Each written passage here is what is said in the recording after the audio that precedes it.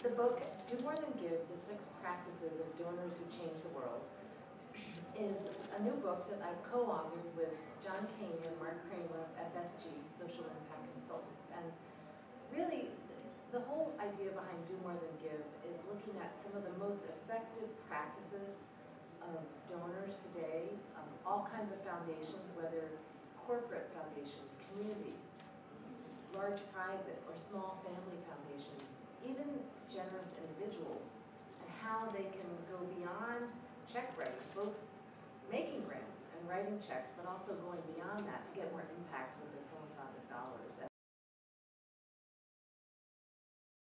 Well, we call it catalytic philanthropy, and it's really just a term to contrast the way these very high impact donors operate versus the way philanthropy is commonly practiced. So, let me paint a picture for you about how philanthropy typically happens today. If you're a family with a foundation or a community foundation or a company with a giving program, most often the process starts with you trying to identify a worthy nonprofit or charity, and you write a check, and at the end of the year you get a report. As we know, our work with FSG, it's often difficult for program officers or trustees to find the time to read the reports they receive from grantees, let alone act on them. And it's a linear process. The goal is to give away money. Very important activity, and the important work of nonprofits is sustained because of it. Catalytic philanthropy, on the other hand, is different.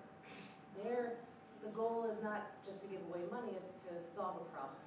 And so the activities begin with a check, but then we see donors working across each of the 4 sectors of society, trying to leverage change, find tipping points, the way Malcolm Gladwell, the author of The Tipping Point, might describe it. They look for ways to advocate and support policy change, even though most donors honestly tend to shy away from supporting advocacy. They look for ways to work with the private sector. Maybe they still own a family business. How can they harness market forces to advance the social and environmental objectives that they have in their philanthropy? They work collectively with their foundation and nonprofit peers, as I spoke about before, in collective impact initiatives. And last but not least, they also reach out directly to the individuals in the communities that they're trying to serve and change. And so it's a very active process. I mean, if you think about it, a lot of philanthropy, it's kind of a spectator sport, right? You're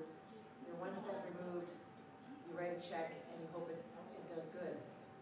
Catalytic philanthropy's got skin in the game, and we've seen when they put in their time, their talent, as well as their treasure, and deploy it in really strategic ways, they're able to advance to pretty significant outcomes.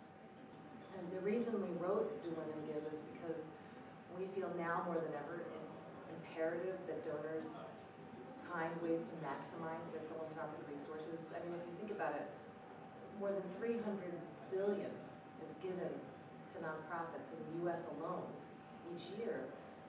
But when you look at how far we've come in terms of trying to solve some of the really complex problems we face in our world, whether that's things like poverty or lack of access to quality education for all, or affordable housing, climate change. These issues are complex, and philanthropy has a long way to go in terms of really trying to solve them. And yet the donors that we studied have been able to get real results. And it's because they employ these 6 practices that leverage their resources and they go beyond grant writing to get really significant change.